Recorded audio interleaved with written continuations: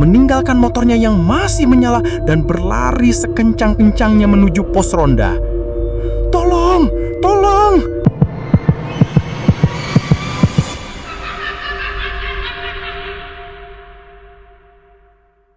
Malam itu, jam sudah menunjukkan pukul 11 lewat. Saat Rian masih berkutat dengan ponselnya, menunggu orderan yang tak kunjung datang. Hujan deras yang mengguyur Jakarta sejak senja membuat jalanan lengang dan persaingan antar driver ojek online semakin ketat. Ia menghela napas panjang.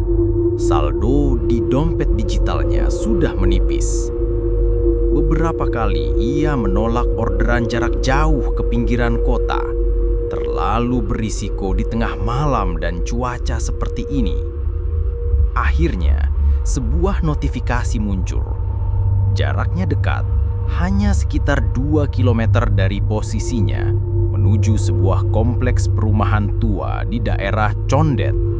Nama penumpangnya Nona Ana. Rian sedikit terkejut melihat foto profil Nona Ana. Wajahnya pucat dengan rambut hitam panjang terurai menutupi sebagian wajahnya. Matanya tampak cekung, namun samar-samar terlihat sebuah senyum tipis yang entah mengapa terasa dingin. Ia pun segera memacu motornya menembus gerimis yang mulai reda. Jalanan menuju lokasi penjemputan cukup sepi, hanya sesekali berpapasan dengan kendaraan lain. Kompleks perumahan yang dituju terlihat gelap, dengan beberapa rumah yang tampak tak berpenghuni.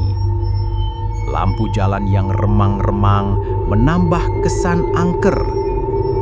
Sesampainya di titik penjemputan, Rian melihat seorang wanita berdiri di depan sebuah gerbang hitam yang berkarat. Ia mengenakan gaun putih panjang yang sedikit kotor di bagian bawahnya. Rambut hitamnya yang panjang terurai menutupi sebagian bahunya. Persis seperti di foto profil, wanita itu tampak mematung, menunggunya tanpa ekspresi. "Nona Ana?" sapa Rian. Wanita itu mengangguk pelan. Rian menyerahkan helm.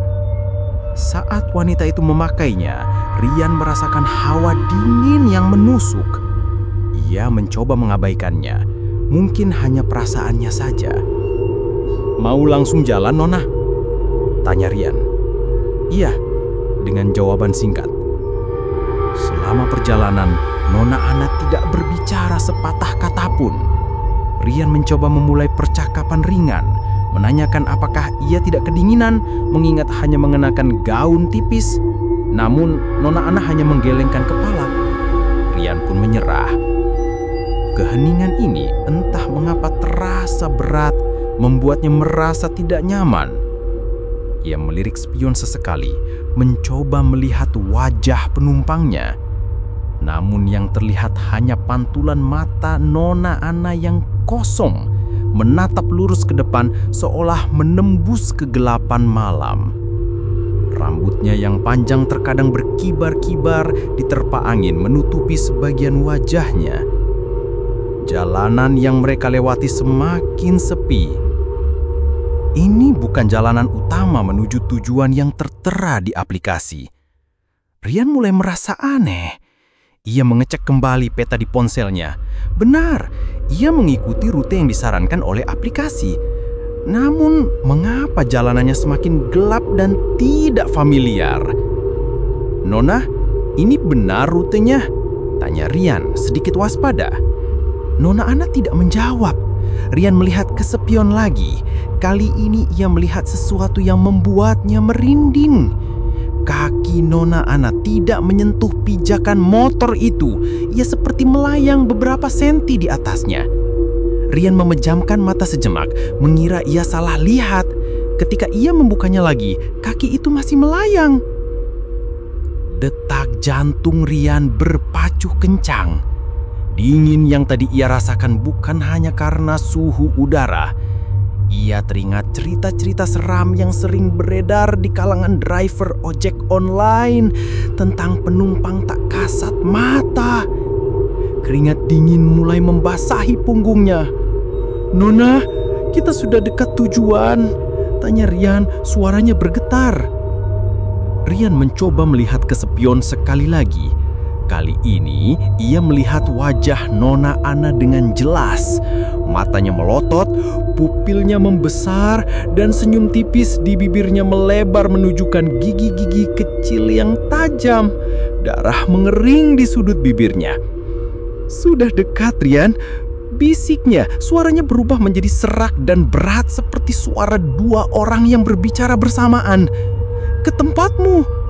Rian menjerit tertahan. Ia tidak peduli lagi dengan aplikasi atau tujuannya. Gas motornya dipuntir habis-habisan. Ia memacu motornya secepat mungkin, tanpa arah. Ia ingin kabur, jauh dari sosok di belakangnya itu. Angin dingin menerpa wajahnya bercampur dengan hawa mistis yang pekat. Motornya melaju kencang, menembus gang-gang sempit dan jalanan tak beraspal. Ia bisa mendengar tawa lirih di belakangnya, semakin lama semakin keras dan melengking. Tawa yang membuat bulu kuduknya berdiri tegak. Ia sempat melihat sebuah pos ronda yang terang. Tanpa pikir panjang, Rian membanting motornya ke arah pos tersebut. Ia lompat turun, meninggalkan motornya yang masih menyala dan berlari sekencang-kencangnya menuju pos ronda. "Tolong! Tolong!" teriak Rian, napasnya tersengal-sengal. Dua orang bapak-bapak yang sedang ronda terkejut melihat Rian yang tampak kacau balau. Wajahnya pucat pasi dan keringat bercucuran. "Ada apa, Nak?" tanya salah satu bapak. Rian menoleh ke belakang, ke arah motornya. Motor itu masih tergeletak di tanah. Lampunya menyala, tapi sosok Nona Ana sudah tidak ada. Rian menceritakan semua yang dialaminya antara sesenggukan dan nafas terengah-engah. Kedua bapak itu saling pandang, raut wajah mereka berubah serius. "Nak, kamu tadi jemput dari mana?" Rian menyebutkan alamat di kompleks perumahan tua itu. "Oh, itu rumah kosong, Nak. Sudah lama kosong. Katanya pemiliknya, seorang wanita muda, meninggal di sana karena kecelakaan beberapa tahun lalu. Arwahnya masih sering gentayangan." Dunia Rian terasa runtuh. Sejak malam itu, Rian tidak pernah lagi berani mengambil orderan di atas jam 9 malam, apalagi ke daerah-daerah sepi. Setiap kali ia melihat foto profil wanita dengan rambut panjang dan mata cekung, jantungnya langsung berdebar. Ia masih sering terbangun di malam hari, dihantui bayangan senyum lebar Nona Ana dan tawa melengkingnya. Pengalaman itu menjadi pelajaran berharga baginya bahwa di balik layar aplikasi yang praktis ada sisi lain Jakarta yang menyimpan misteri kelam, dan ia sebagai pengantar pernah menjadi bagian dari misteri itu.